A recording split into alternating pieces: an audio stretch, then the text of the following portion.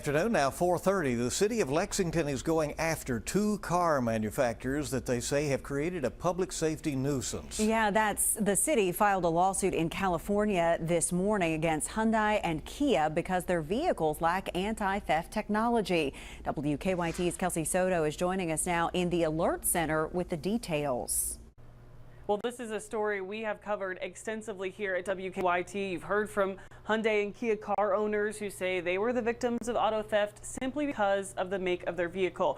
Now, we've only told you about some people who say they were dropped or their rates increased simply because they drive a Hyundai or a Kia.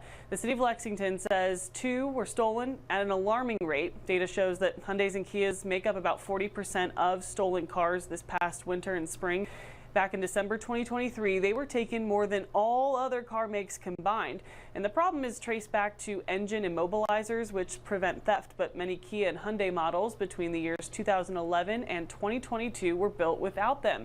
Mayor Linda Gorton says by cutting corners on safety, these car manufacturers are leaving it to American communities to clean up their mess. The lawsuit is looking for monetary and injunctive relief, including costs related to the time and resources used by police and emergency services, as well as some other harms suffered by the city. And as for attorney fees, those are contingency based, so any money they get will come directly from the car manufacturers if they win.